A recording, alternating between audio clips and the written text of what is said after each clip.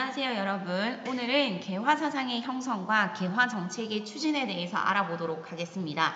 학교라서 조금 울린다는 거 제가 녹화를 하는 데 있어서 그거 조금만 양해를 좀 부탁드릴게요. 그리고 지나가는 선배들이 좀 있을 수도 있고요. 10분 뒤에 종이 칠 예정이라서 살짝 끊어갈 수도 있습니다. 자, 그러면 지금부터 한번 해보도록 하겠습니다. 자, 갑니다. 오늘 하는 내용은요, 교재 기준으로 52쪽, 52쪽하고 53쪽에 있는 내용인데요. 오늘은 하는 부분이 그렇게 어려운 내용은 없습니다, 사실. 그러니까 그 앞에 있었던 조약 내용들이 워낙 어려웠어서 오늘 하는 부분은 그렇게 분량만 많지, 그러니까 이 뭐 교과서에 있는 교재에 있는 쪽수나 아니면 교과서에 있는 쪽수의 그 분량이 좀 많을 뿐이지 임팩트가 있거나 조금 알아볼 내용이 어렵다 이런 내용은 별로 없으니까 좀 마음 편하게 좀 들어주시면 좋을 것 같아요. 자, 그러면 해볼게요. 자, 첫 번째 얘들아 개화사상의 형성이라고 하는데 개화파입니다. 개화파. 우리 그때 배웠었잖아요. 그치? 개화를 원하는 쪽과 원하지 않는 쪽이 있는데 지금은 원하는 쪽에 대해서 먼저 한번 알아보자. 그 얘기입니다. 자, 시작은 얘들아 어디? 18세기에 북학파 실학사상에서 시작이 되었다. 대표적인 사람. 그치? 박규수의 할아버지. 이름 뭐였어? 박지원. 네, 박지원. 하나씩 땡겨서 이렇게 적어두자. 북학파 실학사상을 계승했다더라 라고 하는 거.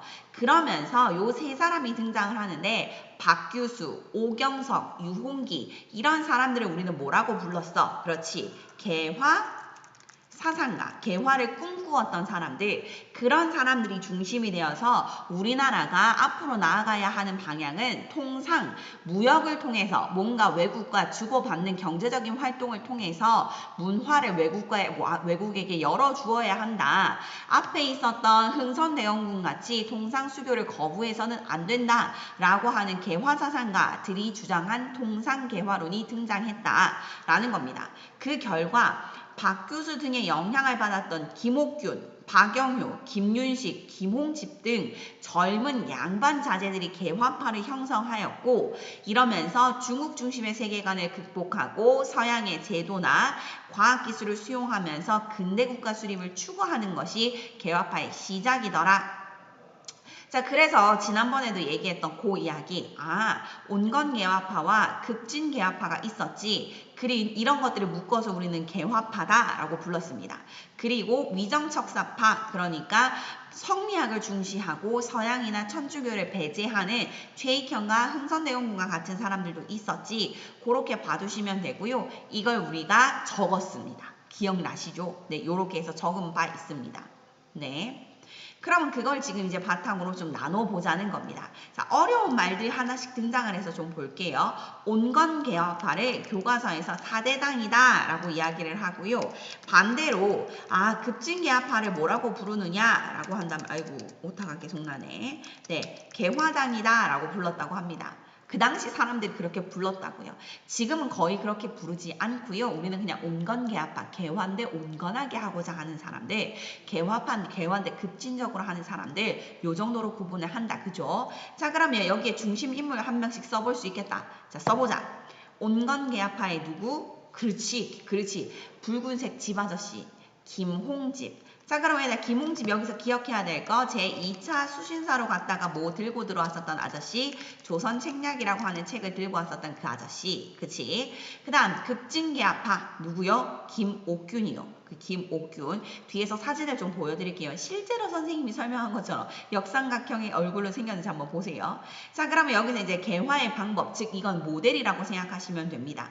모델 뭡니까? 온건개화파는 어느 나라의 양무운동을 따라가고자 한다. 그치? 청. 급진개화파는 어느 나라의 메이지 유신을 따라가고자 한다. 그치? 일본. 이렇게 생각하시면 돼요. 자, 어려운 말 지금부터 정리해 봅시다. 동도서기론이라고 하는 말이 있는데요. 동쪽이 동쪽이 길이다. 동도. 네, 길도자.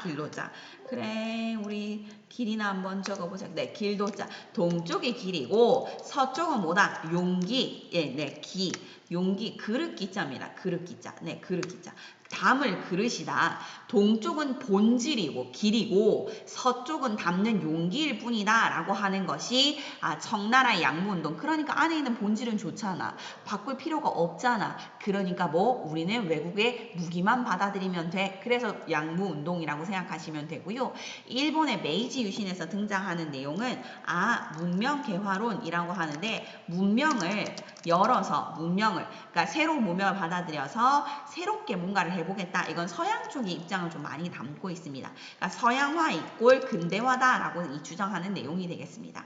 개화의 방법을 읽어보면 그대로 이해가 가요. 같이 읽을게요. 서양의 과학기술만을 수용하는 것, 그리고 점진적으로 천천히 가는 개혁을 추구했던 것이 온건개혁파고, 급진개혁파는 서양의 기술뿐만 아니라 그 사상이나 제도나 개혁 같은 것을 급진적으로 빨리 바꿔야 한다라고 얘기했습니다. 그러니까 청나라를 바라보는 시각에서 완전히 차이가 나는데, 청나라를 4대 따라가겠다라고 해서 전통적인 관계를 추구하는 사람이 온건개혁파, 급진개혁파는 싫어 청나라 걸 싫어. 그래서 청나라의 간섭을 비판하는 것, 그런 것이 급진개혁파다라고 생각하시면 됩니다.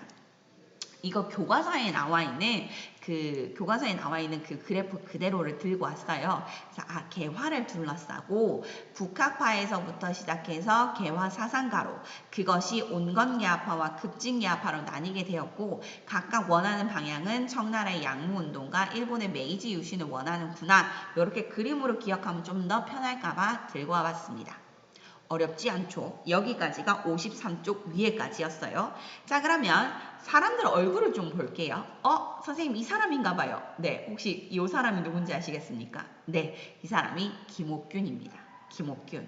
그 다음에 여기 있는 이 사람이 제 기억에 박영효일 거고요. 요 뒤에 있는 이 사람이 서재필입니다. 네, 요렇게 있었구나. 그 정도만 받으시면 좋을 것 같아요. 네, 개화파.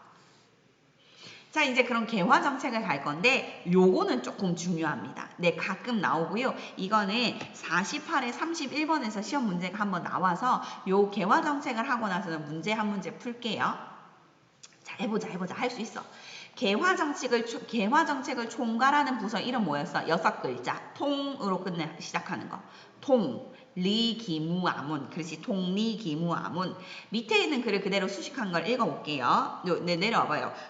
교재에 보면은 별표 있잖아. 별표.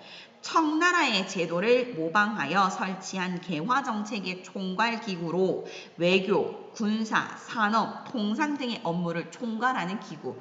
이 통리기무 암호 밑에 12사를 두었다라고 얘기를 설명을 드렸습니다. 그쵸? 그 다음 군사 갑시다. 신식 군대인 이것을 창설했다. 이름 뭐야? 별기군. 별무만 아니고 별기군. 그리고 이것은 일본인 교관이 와서 훈련해 주기도 했고요. 그래서 구식 군대인 5군영을 줄여서 2영으로 개편하면서 정치 군사적인 개화 정책이 매우 중요하다. 하나 더, 별기군이라고 하는 것 때문에 구식 군인과 종친다. 잠시만요. 구식 군인과의 신식 군인과의 차별 대우 때문에 나중에 뭐가 일어난다? 이모군란이 발생을 한다. 그 정도도 기억해 주시면 좋겠습니다. 자, 통리기무하면 아까 읽었던 거 그대로 넘어갈게요. 별기군입니다. 어머, 선생님, 이게 진짜 그 당시 조선의 1%였어요? 네, 1%입니다. 최고로 잘 나가던 사람들이에요. 비교 한번 해볼게요. 요게 당시에 경찰서장? 네, 그쯤 되는 포도대장입니다. 이 사람들이 입은 옷이 이랬고요. 그 당시에 이제 별기군이 입었던 옷이 이렇습니다.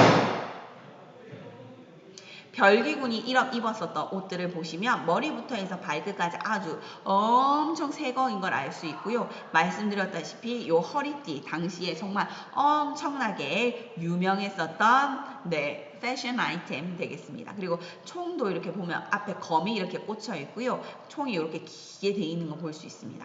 이런 걸 봤을 때 신식 군인들에게는 굉장히 잘해 주었구나 라고 하는 것도 파악할 수 있겠습니다. 자, 봅시다. 그 다음 개화 정책을 추진했었는데요. 기기창, 방문국, 전환국, 우정총국이라고 하는 근대 시설을 설치했는데 이것은 1880년에 바로 만들어진 건 아니고요. 순차적으로 만들어지는 내용이라고 생각하시면 됩니다. 기기창은 근대식 무기 제조를 위해서, 방문국은 한성순보라고 하는 우리나라 최초의 신문을 위해서, 아, 방문국. 한성순보에다 그럼 하나 땡겨서 적어 놓으면 되겠죠? 우리나라 최초의 근대적 신문. 자, 이 순이라고 하는 글은요, 우리나라에서 10일이라고 하는 뜻을 가집니다. 예를 들면, 뭐, 9월 상순, 중순, 하순 해가지고 얘기하지 않습니까? 10일입니다. 그래서 한성순보는 며칠마다 한 번씩 신문이 나왔다? 그렇지. 10일마다 한 번씩 시험에 나왔다. 매일 나오면 뭐가 돼? 일보가 되는 거지. 그래서 우리는 신문 보면 뭐 중앙일보라든지 동아일보 이건 매일 나오는 신문이니까 일보. 일주일에 한 번씩 나오면 주보. 한 달마다 한 번씩 나오면 월보. 그리고 계절마다 한 번씩 나오면 그걸 계간지라고 부릅니다. 계절할 때, 네, 계절에 한 번씩 간행하는 잡지라는 이야기가 되겠죠. 그런 식으로. 됐고요. 전환국은 화폐를 위해서, 우정총국은 근대식 우편 업무를 위해서 만들어졌는데 우리 우정총국 하면 기억나야 하는 사건 뭐다 나중에 갑신정변 하나 기억해 두어야 되겠다. 그쵸?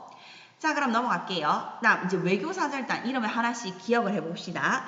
청나라가 일본부터 할게요. 일본에게 보냈던 공식 외교사절단을 우리는 무슨 사라고 부른다? 수신사.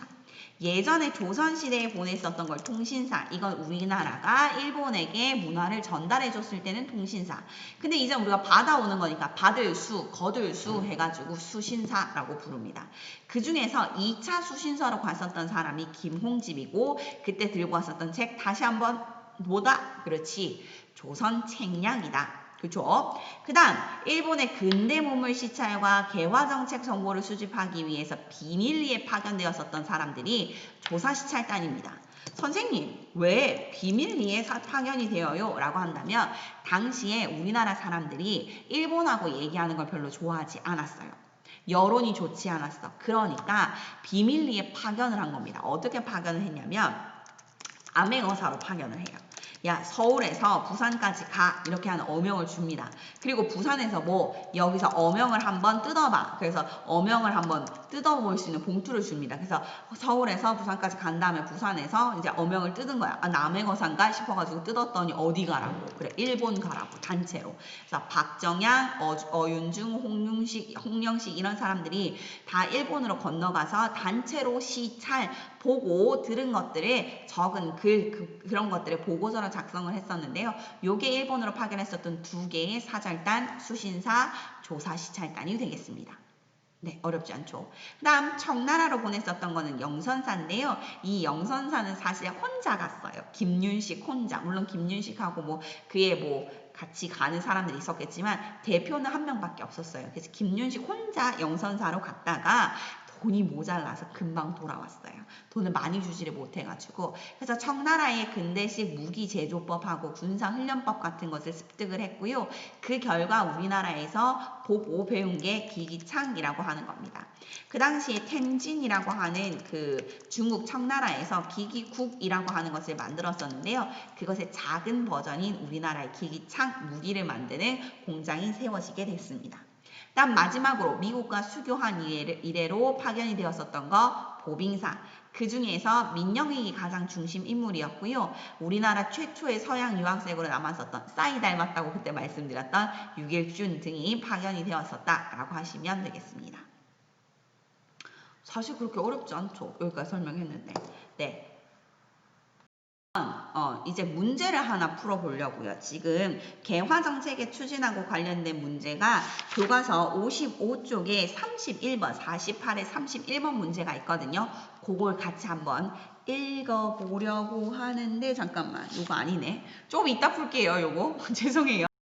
그죠? 죄송해요. 좀 이따 풀게요. 오, 여기다 적어놔가지고 헷갈릴 뻔했네. 위정척사 운동까지 하고 나서 풀어야 되겠네요. 죄송합니다. 자, 위정척사 운동을 좀 가볼 건데요. 오늘 이게 마지막이에요. 네, 이 내용이 마지막이에요.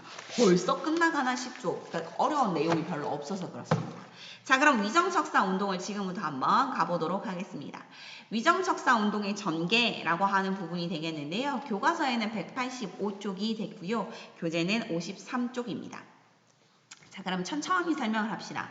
위정척사 운동을 주도했었던 사람들은 양반, 네, 보수적인 양반 유생층들이 주도했습니다.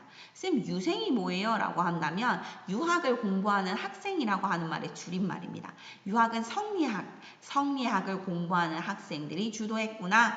그래서 그때 당시에 위한다. 뭘 위해? 바른 것을 위한다. 그럼 바른 것이 무엇이에요? 바른 것은 성리학이고 유교 문화이고 그리고 그 유교 문화의 기반을 둔 우리나라의 전통 질서를 수호하는 것을 척사, 배척한다. 뭘? 간사한 것들을 배척한다. 그럼 간사한 것은 무엇이냐? 천주교나 서양 세력, 그리고 서양이나 일본 같은 애들도 전부 다 배척한다. 그것이 우리가 알고 있는 위정척사의 뜻이다 라고 생각하시면 됩니다. 이 위정척사 운동은요, 시기별로 내용이 좀 달라지는데요. 1860년부터 해가지고 이게 위에서 아래로 딱 움직이고 설명하고 70년대 설명하고 내려갈게요. 그 방식으로. 자, 시기별 1860년대에는 서양 열강, 서양의 나열하다, 강한 나라. 그러면 서양의 강한 여러 나라니까 뭐 일본 포함 안 되지. 죄송해요. 서양이니까 미국, 뭐 영국, 프랑스, 독일, 뭐 이탈리아, 러시아 뭐 이런 나라들 각각 우리나라에 들어와서 통상을 요구했고 그때 당시에는 흥선대원군이 집권하던 시기였기 때문에 통상을 반대 혹은 통상수교 거부 운동을 실시했다더라 라는 겁니다. 그때 당시 주장했었던 건 척화주전론인데요. 이거 교재에 적혀 있어요. 뭐라고 적혀 있느냐? 서양 세력과의 화의를 배척하고 자주권을 지키기 위해 맞서 싸우자라고 하는 주장이었다. 무슨 말이야? 화의는 화해하자. 서양 사람들하고 화해하는 것을 배척. 그래, 하지 말자. 그 다음에 우리나라 스스로 자주권을 위해서 싸우자라고 하는 거. 화해하는 것을 배척하고 주장하는 것이 전쟁하자고 이런 주장을 했던 사람들이 기정진이나 이항로 같은 유생들이었다. 자, 그럼 1870년대 가볼게요. 70년대는 이제 바뀌었어요. 흥선대원군에서 누구로 바뀌었어? 그치, 고종이 친정하는 시기로 바뀌었습니다. 그때 당시의 배경은 강화도 조약이 발생을 했을 때인데요. 개항을 반대하는 운동이 있었고요. 중심인물 별표 하나 칩시다. 누구예요? 최익현입니다. 최익현이 그 당시에 주장했었던 내용 외양일체론이 되겠습니다. 쌤, 외양일체론이 뭐예요? 아이고, 외양일체론이 뭐예요? 외놈이나 양놈이나 그것이 하나다. 본체는 하나다라고 하는 주장 내용이 되겠습니다. 외양일체론까지 설명을 좀 했어요. 제가 잠시 쉰 까닭은 뭐 쉬었는지 안 쉬었는지 잘 모르실 수도 있겠지만 또 종이 쳐서 종 치는 시간을 좀 기다렸다가 다시 녹화를 합니다. 1880년대 갈게요. 1880년대는 정부가 개화 정책을 실시하고 있었습니다. 그래서 이 개화 정책을 실시하고 있었기 때문에 그래서 일어났었던 게 위정척사 운동이구나. 플러스 하나 더 그 당시에 수신사로 제2차 수신사로 일본에 갔다가 돌아왔던 김웅집이 유포했던 이 조선책략이라고 하는 책 때문에 이 영남 만인소 영남 지역 즉 우리 경상도 지역에서 이만손이 중심이 되어서 영남 지역에 10,000명이 넘는 사람들이 상소를 올리는 것이 1880년대에 있었던 위정척사 운동이고요. 여기까지는 그런대로 반대였습니다. 1860년대는 통상 반대, 1870년대는 개항 반대, 1880년대는 개화 반대였다면 이제는 의병운동으로 전환이 되기 시작합니다. 1890년대 특히 의병운동이 되었었던 것은 을미사변 즉 명성황후가 시해되는 사건과 하나 더 그렇지 머리를 잘라라. 반발령 때문에 일어났었구나 라고 하는 것으로 봐두시면 되겠습니다. 여기까지 했는데 그렇게 어려운 내용은 없었다. 그쵸? 자, 여기서 지금 위정척사 운동하고 관련이 있는 분들 얼굴을 좀 보여드릴게요. 고집스럽게 생겼나요? 최익현 님이 되겠습니다. 최익현 님에 대해서 다시 한번 또다시 아이고 반복 이거 또 하나요? 라고 한다면 또 해볼게요. 이래도 기억을 못하는 학생들이 있어서 갑니다. 자, 이 사람 흥선대원군에 뭐 했다? 하야상소를 썼다. 두 번째, 이 사람 뭐 했어? 아까 외양일체론을 주장했다. 그쵸? 세 번째, 이 사람 나중에 뭐예요? 의병을 일으킨다. 그죠? 그리고 나서 일본의 대마도에서 아사하신다. 라고 하는 것까지 다시 한번 말씀을 드렸습니다. 자, 그러면 여기까지 해서 얼굴도 좀 봤고 하니까 이제 글을 좀 읽어볼 건데요. 네, 교과서에 있는 글 그대로를 들고 와봤어요. 자, 그럼 여기서부터 중요하니까 한번 보십시다. 왜냐면 왜 중요하다고 하냐면 어쨌든 얘들아 역사는 기록이야. 기록에 있는 내용들이 시험에 나온다는 거지. 그래서 그 기록을 어떻게 해체하고 힌트를 얻을 것이냐, 그것이 무슨 시기이냐, 이렇게 해서 문제를 푸는 거니까 같이 한번 읽어봐야 됩니다. 자, 볼게요. 이항로라고 하는 사람에서 힌트를 잡으셔도 좋을 것 같습니다. 이항로가 이렇게 주장을 합니다. 양이의 화가, 쌤 양이가 뭐예요? 서양 오랑캐, 서양 오랑캐. 금일, 오늘날, 금일은 오늘날. 네. 에 이르러 홍수나 맹수의 해로움보다도 더 심하다. 무서운 것들보다 더 무섭다 이거죠. 안으로 관리도록 하여금 사학의 무리, 사학 아까 뭐라고 했어? 사학은 천주교나 서양 세력이라고 했죠. 사학의 무리를 잡아 배계하시고 밖으로는 장병들로 하여금 바다를 건너오는 적을 징벌하게 하소서. 자, 그럼 이항로가 주장했었던 1860년대 무엇 반대? 그렇지. 우리가 그때 한참 봤었던 동상수교 거부하는 내용이구나 라고 봐주시면 좋겠습니다. 자, 그러면 이제 1870년대로 갈게요. 1870년대. 강화, 쌤 이 강화는 강화도를 얘기하는 건가요? 아니에요. 강화라고 하는 것은요, 우리나라가 어떠한 조약을 체결하는 것을 얘기합니다. 강화라고 하는 것이 저들의 애걸복걸, 저들의 부탁에서 나왔다면 우리가 충분히 제압할 수 있지만 우리가 약점이 있어서 서두른다면 주도권이 저들에게 있을 것이므로 저들이 오히려 우리를 제어할 것이니 그런 강화를 믿을 수 없습니다. 자, 그러면 이 강화라고 하는 말은 한마디로 얘기해서 강화도 조약 체결에 대한 이야기를 우리가 서두를 필요는 없다 그 얘기입니다. 자, 노란색 읽을게요. 저들이 비록 외인이라고 하나, 즉 일본인이라고 하나 실은 양적 서양 오랑캐입니다. 강화가 한번 이루어지면 사학, 서양 세력의 책이나 천주교 서적 같은 것, 그리고 천주, 하느님의 초상 같은 것이 교역하는 속에 들어올 것이다. 그렇게 되면 얼마 안 가서 사학이 우리나라에서 퍼지게 될 것이다 라고 합니다. 최익현의 이 글을 5글자로 줄여본다면 뭐다? 외양일체론이다 라고 하는 것을 볼 수 있습니다. 됐어요? 자, 이거는요, 이 부분은요, 최익현의 내용 하나 더 보도록 하겠습니다. 교과서에 있는 내용이에요. 일단 강화를 맺고 나면 그렇지. 우리가 조약을 체결하는 거 조약을 체결하고 나면 저 적들의 욕심은 우리나라의 물건을 교역하는 데 있습니다. 피와 살이 내어 백성의 목숨이 달려있는 유한한 물건을 가지고 저들의 사치스럽고 기이하며 심성을 우리나라의 그 생각이라든지 마음 같은 성품을 좀 먹고 썩어 들어가게 하고 풍속을 무너뜨리는데 물화가 교역을 한다면 그 양은 틀림없이 1년만 해도 수만에 달할 것입니다. 그렇게 되면 몇 년 지나지 않아 땅과 집이 모두 황폐해져서 다시 보존할 수 못하게 될 것이고 나라 동안 망할 것입니다. 이것도 5개로 줄이면 외양일체론이다. 자, 한마디로 해서 최익현이 주장하는 것은 무엇이다? 우리가 서둘러서 강화를 할 필요도 없고 만약에 강화를 하게 되면 서양 물건들이 우리나라에 들어와서 우리나라의 심성도 좀 먹고 우리나라의 경제도 파탄에 빠뜨릴 것이다 라고 경고하는 내용입니다. 여기는 그럼 몇 년대다? 1870년대다. 무엇을 보면 알 수 있다? 조약 체결, 강화 이야기가 나오니까 강화도 조약을 체결하는 내용의 이야기구나 라고 파악하시면 됩니다. 자, 그 다음에 이게 이제 1880년대의 내용인데요. 요거는 교재 53쪽에 글이 있습니다. 교재 53쪽 밑으로 쭉 내려가시면 있으니까 같이 한번 읽어볼게요. 수신사 김홍집이 가져와 유포한 황준원의 사사로운 책자 적어놓자. 이거보다 황준원의 사사로운 책자 조선책략이다. 그죠? 보노라면 어느새 털끝이 일어나고 쓸개가 막 떨린대요. 안에 있는 내장에 쓸개가 떨리면서 울음이 북받치고 막 눈물이 막 나오고 눈물이 흐릅니다. 러시아는 본래 우리나라하고 혐의 관계가 없는 나라입니다.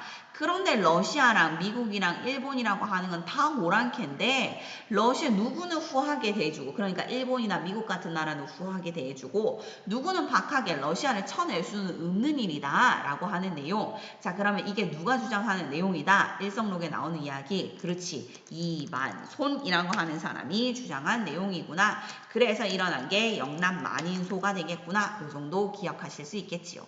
자 그러면 문제 한 문제만 풀고 끝내도록 하겠습니다. 이제 풉시다. 55쪽에 있는 그 문제 43회 31번의 문제입니다. 읽을게요. 31번 다음 상소가 일어난 이후에 사실로 옳은 것은 우리 조정은 정학 어디서 많이 봤는데 그것이 성리학이지. 우리 조정은 성리학을 숭상하고 이단을 물리쳐서 만 백성을 바르게 이끌어 오늘날에 이르렀습니다. 비록 황준원의 책자 황준원의 책자가 나왔구나. 이거 뭐야? 그렇지. 조선책략이지. 조선책략이 말하더라도 그 글이 바른가 바르지 못한가 그 말이 좋은가 나쁜가에 대해 시는 진실로 모르지만 기계에 관한 기술과 농업 및 식목에 대한 책이 이익이 된다면 선택하여 시행할 것이지 굳이 그들의 것이라고 해서 좋은 것까지 배척할 필요는 없습니다. 그러면 조선책략이 유포된 이후에 사실로 옳은 것을 골라보시면 되겠습니다. 한번 풀어볼까요?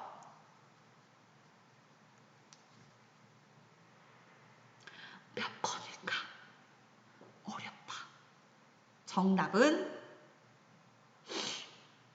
1번입니다. 선생님 왜요? 라고 하실 수 있는데요. 우선 이 조선책략이 우리나라에 들어온 게 1881년의 일입니다. 네, 1881년. 그 이후로 있었던 사건을 물어보는 건데요. 그럼 그 전에 있었던 것들을 좀 말씀을 드릴게요. 김기수가 일본의 수신사로 파견이 된 거는요. 1876년의 일이고요. 오경석의 해국도지를 국내에 들여왔었던 거. 정확하게 연도는 안 나와 있는데요. 이분이 오경석이 1853년에 청나라에 갔고 그 뒤에 책을 들여왔다라고 하는데 언제 이전에는 확실히 들여왔냐면 병인 양유 병인 박해가 있었던 1866년 전에는 확실히 들여왔어요. 왜 그래야지 이제 그 개화파를 키울 수 있는 연도가 되거든요. 그래서 이거는 좀 한참 전이다 라고 생각하시면 되고요. 4번에 어제현 장군 광성보에서 항전했던 것은 신미양요의 내용이니까 몇 년? 1871년. 그리고 제너럴 셔모노 사건 5번에 제너럴 셔모노 사건이 등장하니까 요건 몇 번? 몇 년? 1866년. 네, 요렇게 기억을 하시면 되겠네요. 2번은 1876년, 4번은 1871년, 그 다음에 5번은 1866년. 그래서 그 이후에 있었던 거는 1번밖에 없구나 라고 보시면 되고요. 기기창은 우리나라에서 1883년에 만들어졌다라고 얘기할 수 있겠습니다. 자, 어려운 내용이었지만 이 부분에서 내용이 이 정도로 등장을 하고요. 사실상 지금 오늘 한 부분에서 한국사 능력 검정 시험의 문제는 그리 많이 등장하는 편은 아닙니다. 다만 제가 조금 깊이 있게 봤으면 좋겠다라고 생각하는 부분은 이모군란 정도인데요. 이모군란은 그래도 간간히 좀 나오기 때문에 좀 봐달라라고 말씀을 좀 드리도록 하겠습니다. 네, 그러면 오늘은 여기까지 하도록 하겠습니다. 수고하셨습니다.